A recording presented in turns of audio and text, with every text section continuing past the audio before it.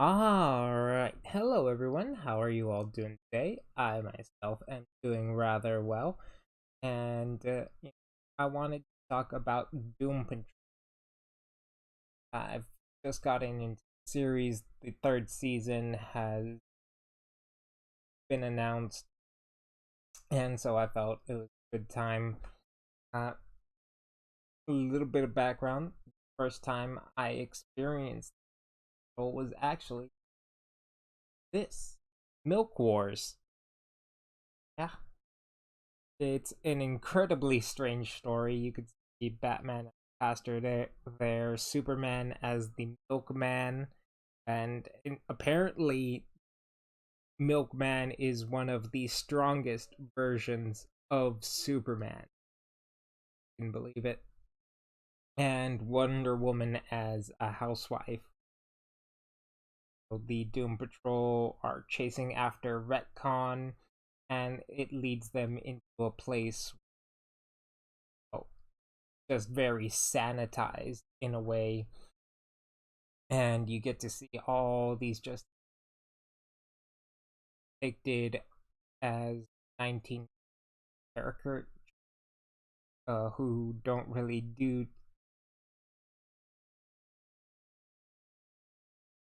too much damage. uh they still have all their powers, just expressed in a different way. So that was my first Doom Patrol.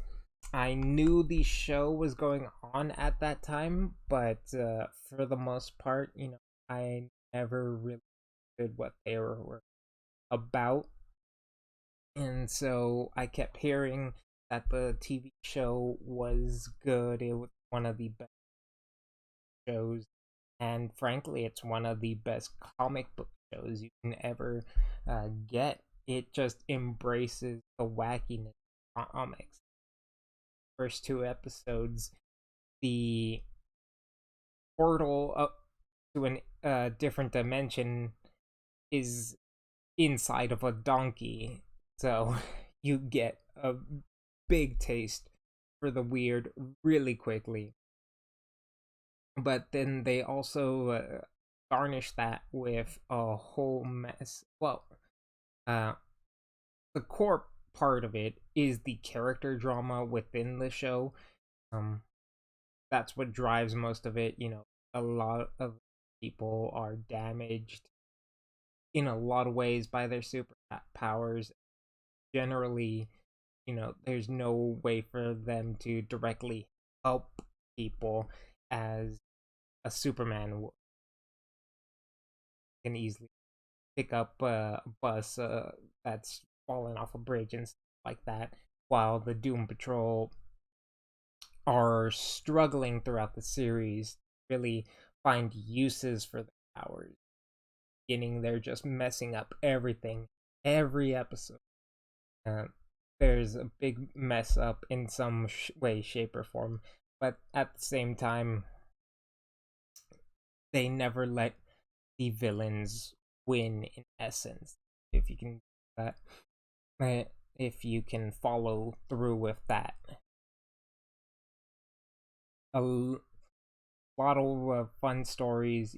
Sometimes they just have a villain of the week aspect, but at the same time, there's a following through line that really helps. Of course, the character drama stuff always builds on one another. You get to see the team in different pairings, and you see how they bounce off of each other in different ways, and it's just a fun series overall.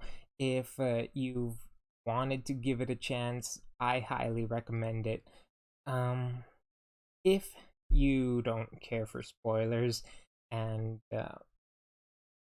want to continue on this video, I'd like to talk about a few of my favorite uh, plot related things.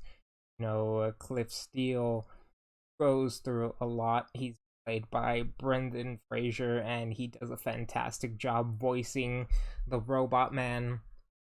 He's revealed, it's revealed to him that when he died, his daughter actually survived. So there was a car crash. He believed for, I believe, 30 years that his wife and daughter that he had survived in this robot body.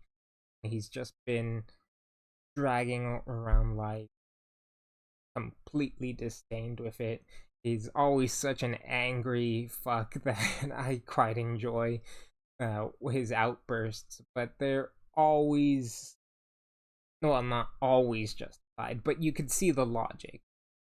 You can always follow along with why he's angry, especially when it gets revealed that his daughter's alive, that the person that she was raised by was someone that his wife cheated on him with, although he also cheated on his wife.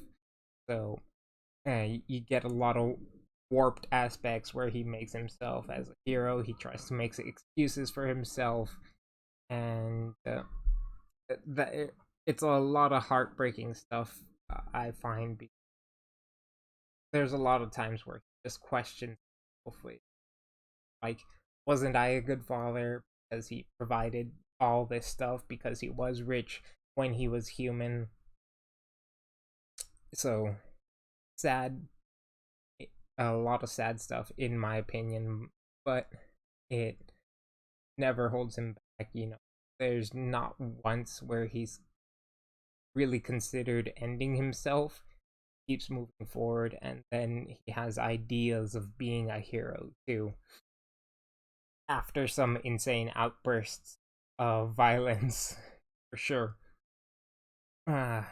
Crazy Jane is a trip to watch through, sharing a body with 64 personalities, all designed to protect, hey,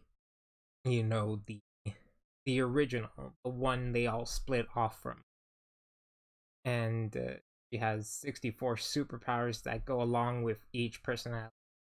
One superpower to a personality, but they all inhabit the body.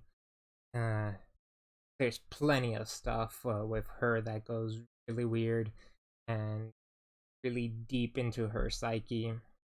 And the actress who portrays Jane is incredible because she's shifting through all these different characters, really, and you always have to believe that some of them are different, and it's the same body, and some of them don't really have different characteristics, but you can catch every personality change.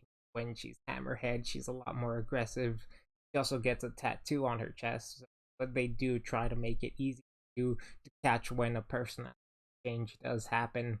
But overall, the physical changes aren't too necessary, but are very helpful in a way.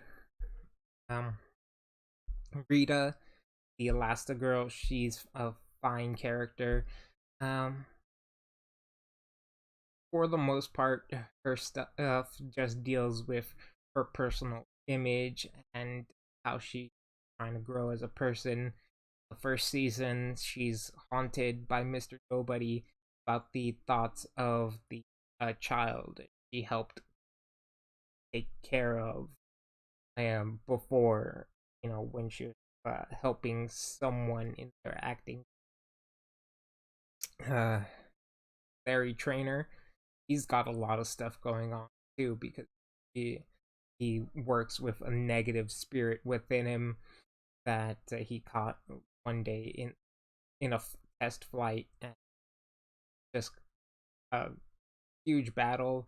Spirit's trying to help him, but it doesn't communicate directly, and a lot of the times he's left to interpret its messages.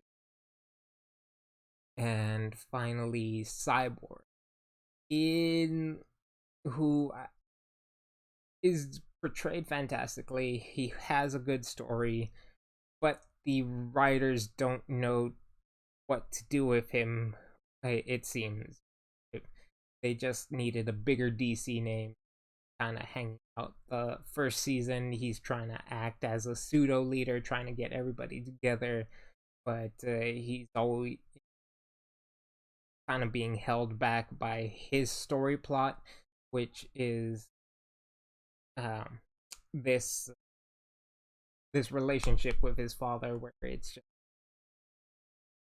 anger between them and some existential crises as well. He doesn't quite know if he is him or if the memories are pre-programmed into the body.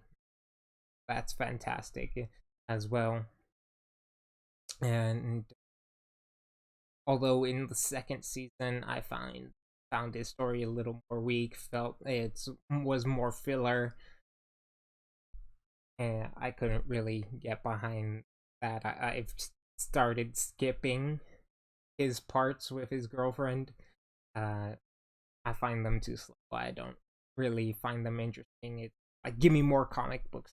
Give me cockroaches who are evangelical and who are asking for the end of the world. Give me more rats whose mother who has a tragic backstory behind him, because the Doom Patrol accidentally killed his mother.